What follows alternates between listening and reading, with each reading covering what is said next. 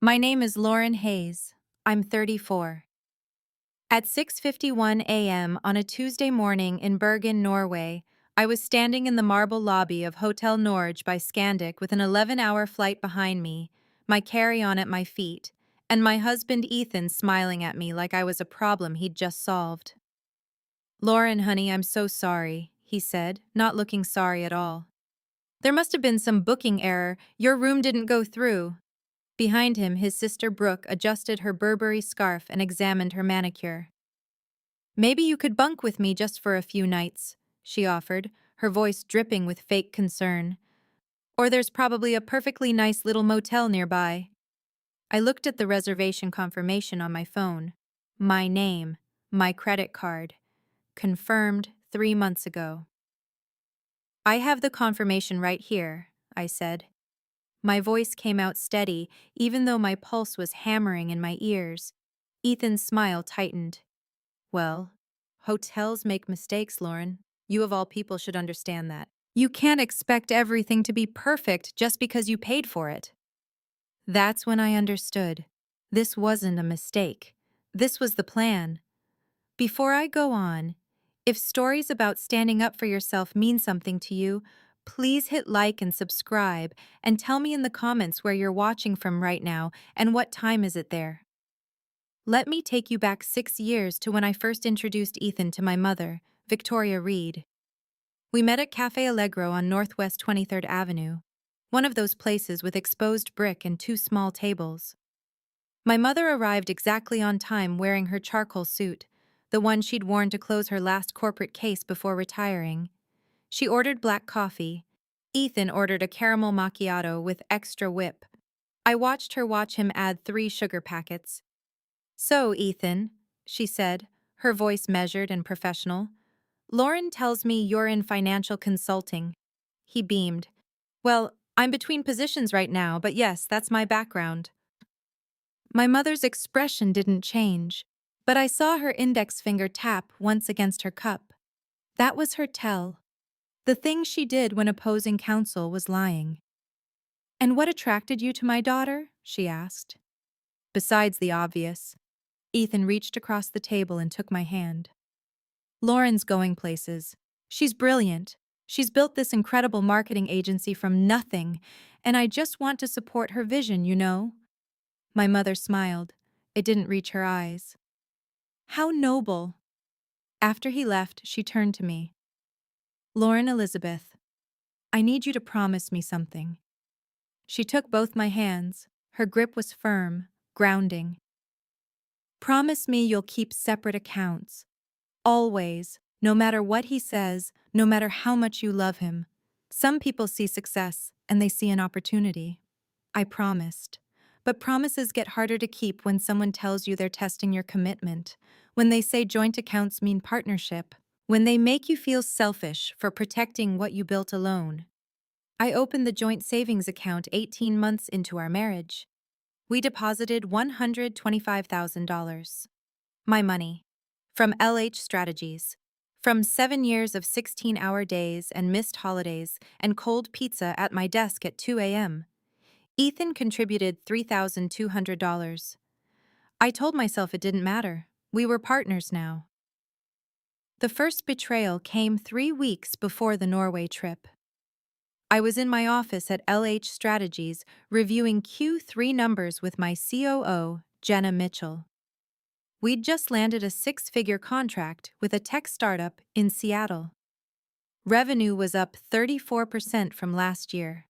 I had 15 full-time employees and a waiting list of clients. Then my phone rang.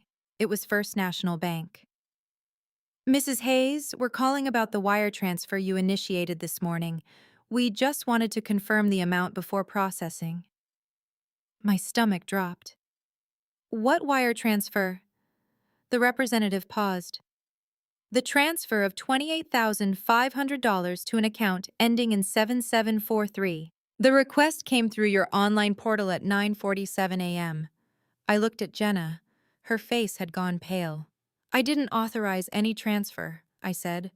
My hands were shaking so badly I had to put the phone on speaker. "Can you tell me whose account that is?" Another pause. I'm not authorized to disclose that information, but the account holder's name is Brooke Hayes, your sister-in-law, according to our records. I pulled up my bank account on my laptop. The representative was right, $28,500, withdrawn that morning. Then I scrolled back. Another $31,000 3 days ago. Another $25,800 5 days before that. Over 72 hours, someone had drained $85,300 from our joint savings account and transferred it to Brooke's account. I called Ethan. He answered on the fourth ring. "Hey babe, what's up?" His voice was casual, relaxed, like he didn't have a care in the world. "Ethan, did you transfer $85,000 to your sister's account?" Silence. Then, "Lauren, I was going to tell you about that." My face burned so hot I could feel my pulse in my teeth. "Tell me about it? You stole our savings and gave it to Brooke?" "I didn't steal anything. It's our money, Lauren. And Brooke needed help. She's family. I thought you'd understand that." I stood up from my desk. Jenna quietly left the room. We agreed. Any withdrawal over $5,000 requires both signatures. You know that. We signed papers. Ethan's voice changed. Got harder. "You make 10 times what I make, Lauren. Honestly, it's embarrassing. Brooke's struggling, and you're worried about some money you'll make back in a week. Don't be so small about this." I called the bank back. I explained everything. I provided my ID, my social security number, copies of our joint account agreement. The representative was sympathetic but firm. "I'm sorry, Mrs. Hayes, but your husband is an authorized signer on this account. Legally, he had every right to make those transfers. If you want to prevent future withdrawals, you'll need to remove him from the account or close it entirely." I closed it that afternoon. The remaining $39,700 went into my business account at a different bank. Ethan called me 17 times that night. I didn't answer. He finally came to the office at 11 p.m. I was alone. The building was empty except for the security guard downstairs. He walked in without knocking. "You closed our account," he said. Not a question, an accusation. "You stole $85,000. I kept my voice level, professional. "I gave my sister a loan. There's a difference. And now you've made me look like an idiot in front of her. She thinks I can't even access my own money because my wife doesn't trust me." He stepped closer. I didn't move. "You built this company on my emotional support, Lauren. I was there when you were working out of our apartment. I believed in you when no one else did. And this is how you repay me? By cutting me off?" I looked at him. Really looked at him. At the designer watch I'd bought him for his birthday. The custom suit I'd paid for when he had that important interview last year. The car lease in my name that he drove every day. Something hardened inside me. Something that had been soft for too long. "The Norway trip is in 3 weeks," I said quietly. "I paid for everything. First-class tickets, 5-star hotel, every meal, every excursion. If you want to go, you'll go. But I'm going to need some space when we get back." He smiled then. That smile. The one I'd learned to recognize too late. "Don't worry, Lauren. I'm sure the trip will fix everything. Brooke and Nathan are coming too. You'll see. It'll be good for us." I should have canceled everything right then. I should have taken the loss on the deposits and walked away. But I didn't.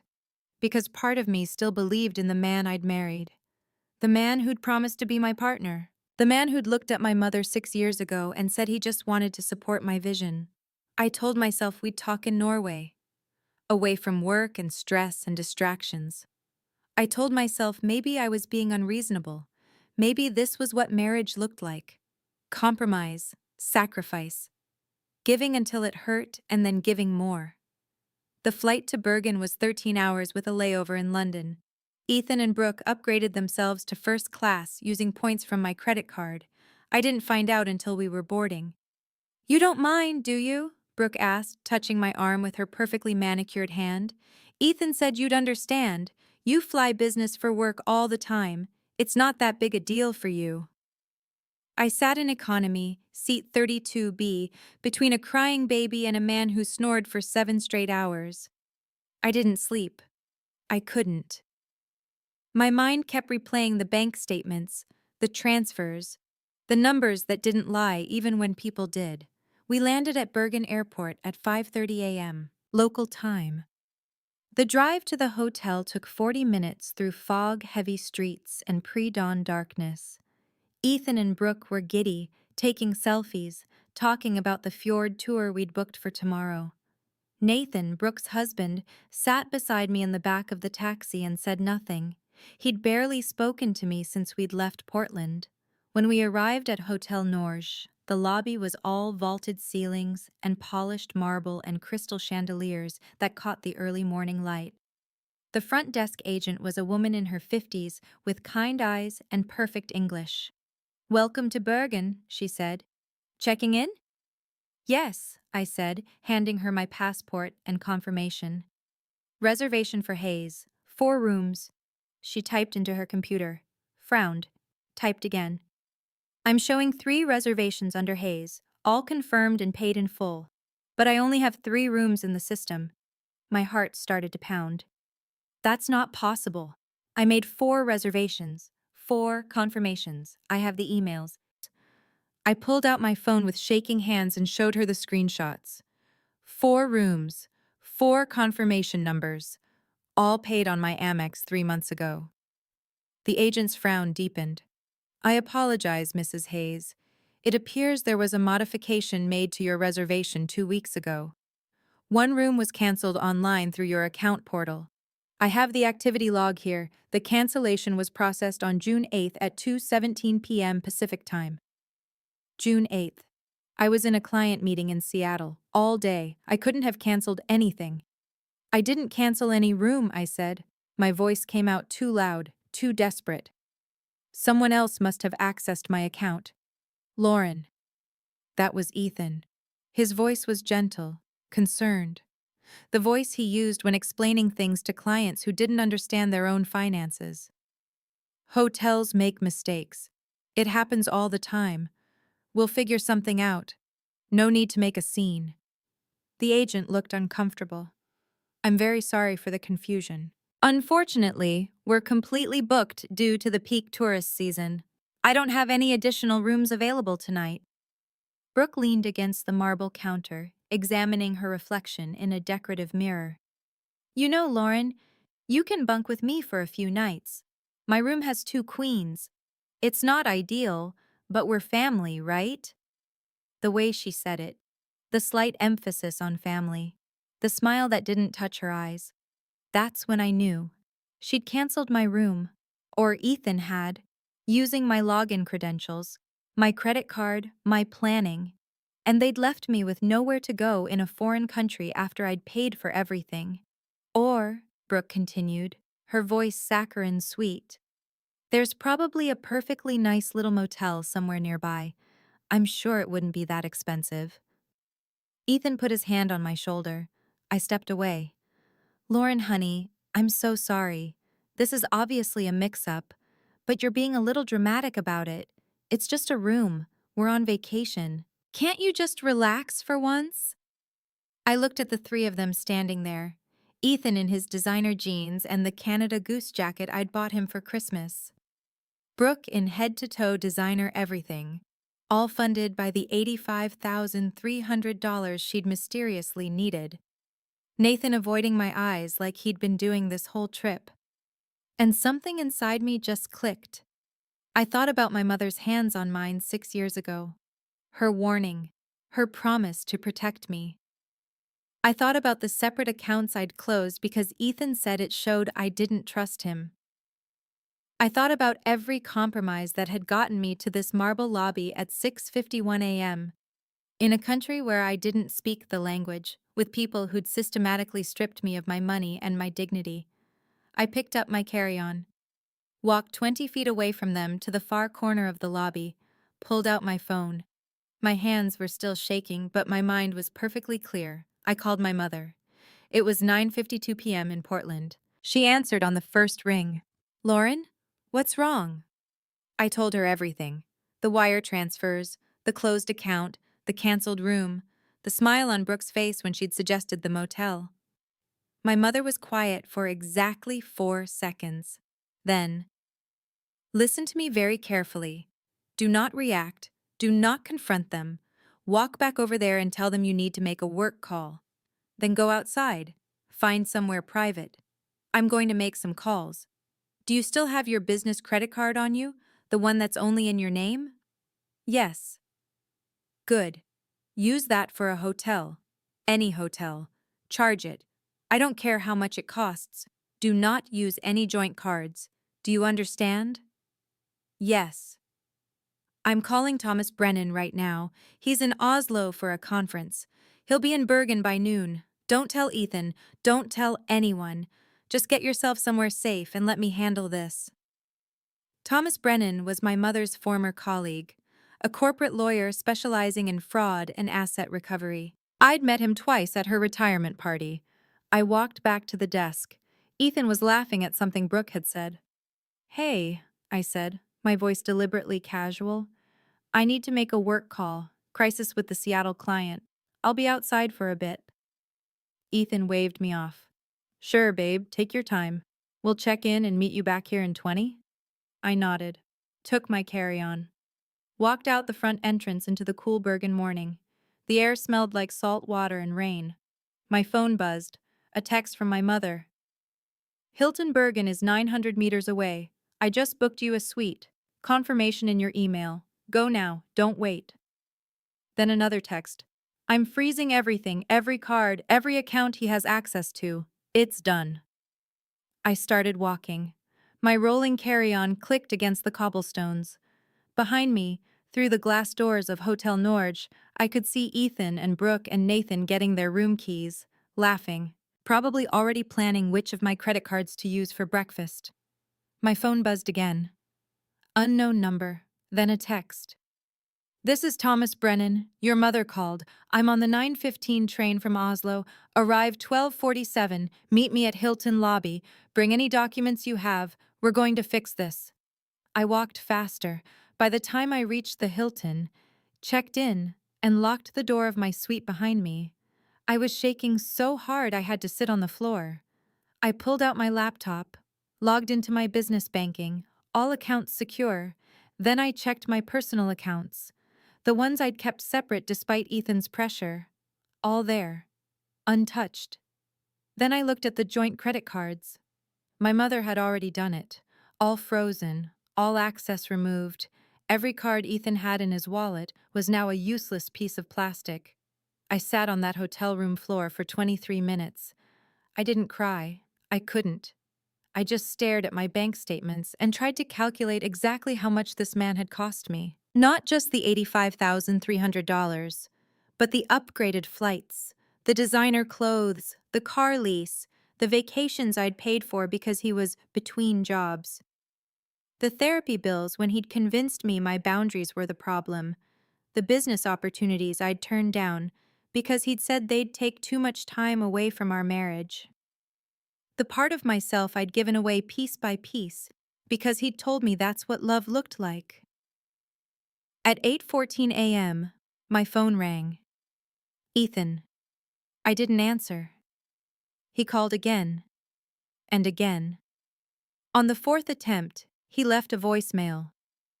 Lauren, where are you? This is ridiculous. Our cards aren't working.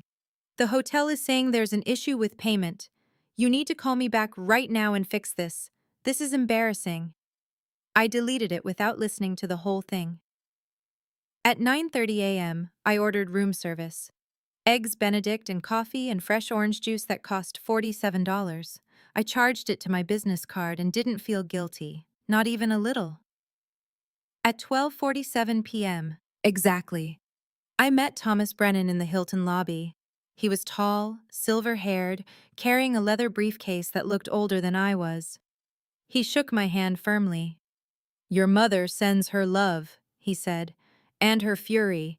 She's been collecting evidence for the past 4 hours. Let's sit. We sat in a quiet corner. He pulled out a tablet. First things first, everything you just experienced. That's wire fraud. That's financial abuse. That's conspiracy to commit theft. In some jurisdictions, that's felony territory. He pulled up documents, bank statements, wire transfer confirmations, login activity showing that my hotel reservation had been canceled from Brooke's IP address using stolen credentials. Your mother gave me view-only access to your accounts months ago, Thomas said. She was worried. She saw the pattern before you did. Every time Ethan made a large withdrawal, she documented it. Every time he used your cards without permission, she kept records. She's been building a case for 8 months. I stared at the tablet, at the spreadsheets and screenshots and transaction histories. My mother had watched me make every mistake and documented every betrayal without telling me, because she knew I wouldn't believe her. I had to see it myself. Here's what we're going to do, Thomas said. Tonight, there's a formal welcome dinner at Hotel Norge, part of the luxury package you booked, paid for, non-refundable. 78 guests, mostly American tourists. Your husband and his sister will be there because they think you're going to come crawling back with your credit cards. He smiled. It wasn't friendly. We're going to attend that dinner. We're going to let them make fools of themselves. And then we're going to present evidence. Not revenge, just truth. Are you ready for that? I thought about my mother sitting in Portland, making phone calls at 10 p.m., coordinating lawyers in foreign countries to protect a daughter who hadn't listened to her warning. I thought about every time Ethan had called me dramatic, small, unreasonable, selfish. I thought about Brooke's smile when she'd suggested the motel. Yes, I said. I'm ready. The formal dinner started at 7 p.m. in Hotel Norge's grand ballroom. Floor-to-ceiling windows overlooking the harbor, crystal chandeliers, white tablecloths and fresh flowers and servers in black tie. I arrived at 7:15 p.m., wearing the navy dress I'd packed for this exact occasion. Thomas walked beside me, briefcase in hand. Ethan saw me first. He was standing near the bar with Brooke and Nathan, holding a glass of champagne. His face went through 3 expressions in 2 seconds: relief, anger, calculation. He walked over, arms open like he was going to hug me. Lauren, thank God. Where have you been? We've been worried sick. I stepped back, smiled politely. I've been busy. His eyes narrowed. We need to talk about the cards, about this whole situation. You're being completely unreasonable, and honestly, you're embarrassing me in front of my family. Your family? I kept my voice level. Curious, not angry. The family you stole $85,000 for? People at nearby tables had started to notice. Conversation dipped. Ethan's face flushed red. I didn't steal anything. We've been over this. It was a loan. You're making a scene. Brooke appeared at his side. She looked incredible. Valentino dress, Cartier earrings, both purchased with my money. Lauren, sweetie, I know you're upset, but family helps family. That's what we do. Maybe if you weren't so focused on your career all the time, you'd understand that. Her voice was loud enough to carry. Deliberately loud. Several people turned to look. I saw a woman at the next table lean in to whisper to her husband. This was it. The public humiliation scene.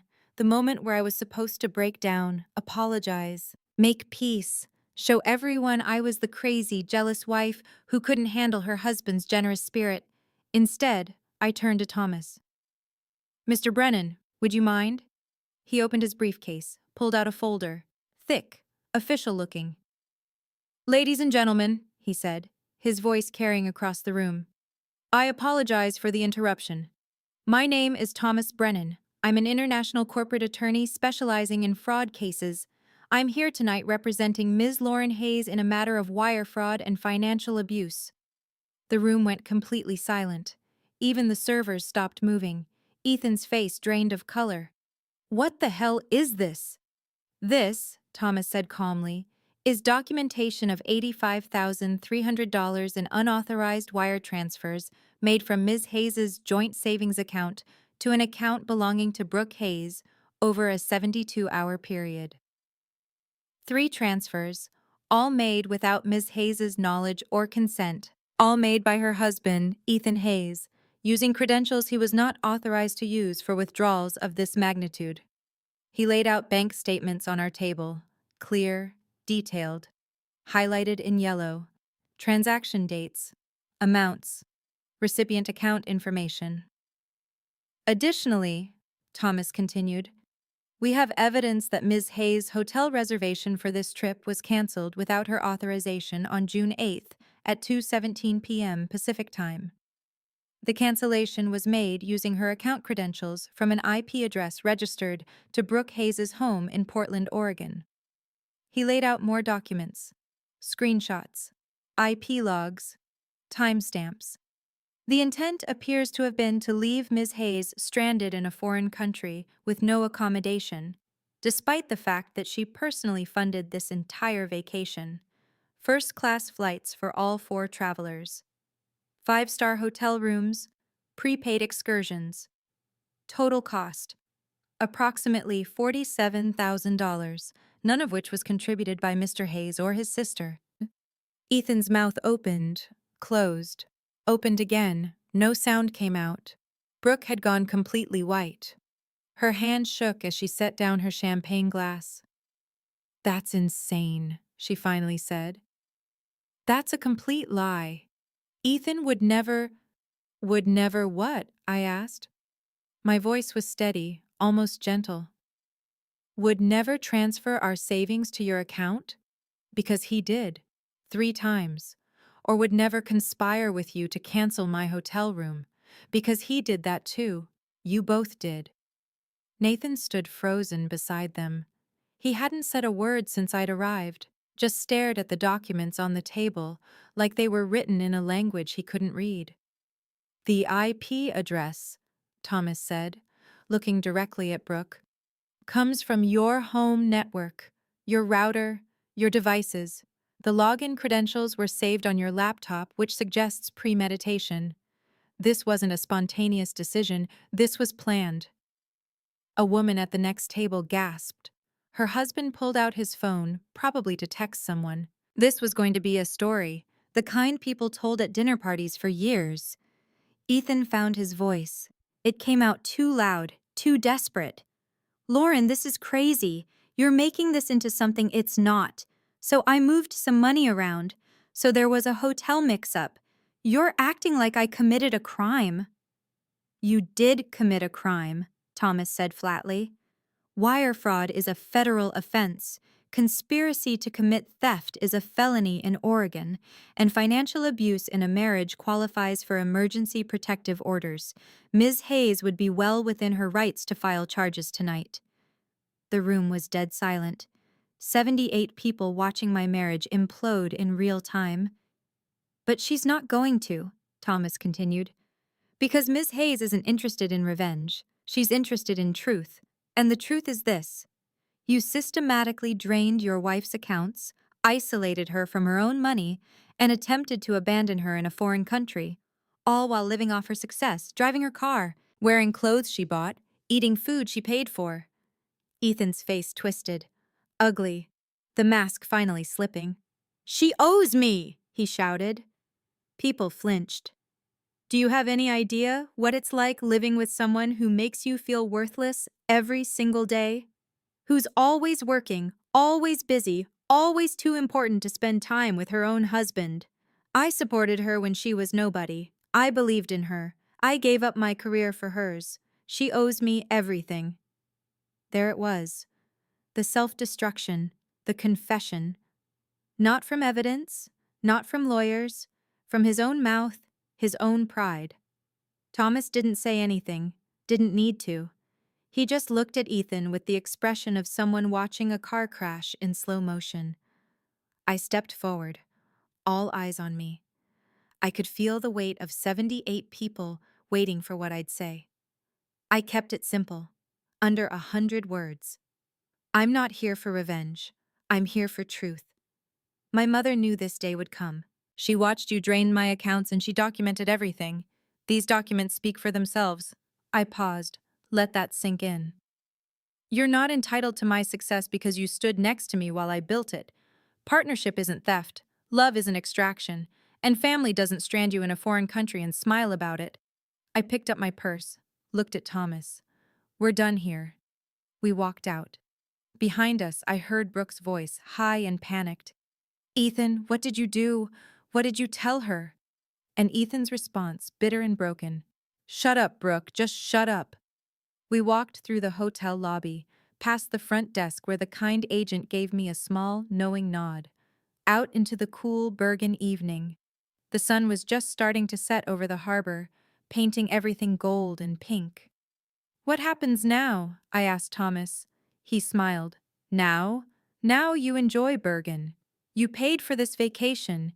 You should get to experience it. I've already contacted authorities in Portland. They'll be waiting when your husband returns. The wire transfers are federal. The conspiracy is state level. Brooke's looking at charges too. Nathan might cooperate in exchange for immunity. We'll see. And the money? We'll recover most of it. Brooke's accounts are already frozen. Your mother saw to that 3 hours ago. It'll take time, but you'll get it back. I stood there on the cobblestones, breathing in the salt air. Behind me, through the hotel windows, I could see Ethan and Brooke arguing, guests watching, whispering, taking photos. Their story was just beginning. Mine was ending. Thank you, I said to Thomas. He shook my head. Thank your mother. She's been planning this for 8 months. Waiting for the right moment. The moment when you'd finally be ready to see the truth. That night, I walked down to the harbor alone, sat on a bench overlooking the water, called my mother. She answered immediately. How did it go? She asked. Exactly how you knew it would, I said. I heard her exhale, long and slow. Relief. I'm sorry I didn't warn you sooner. I'm sorry I let you marry him in the first place. You did warn me, I just wasn't ready to hear it. Are you okay? I thought about that. Really thought about it. No, I said honestly. But I will be. 6 months later, I was back in Portland. The divorce was finalized in October. Clean, quick, no alimony for Ethan, no settlement. The prenup I'd signed, the one my mother had insisted on despite Ethan's protests, held up perfectly. The $85,300 came back in November. Brooke's accounts were seized.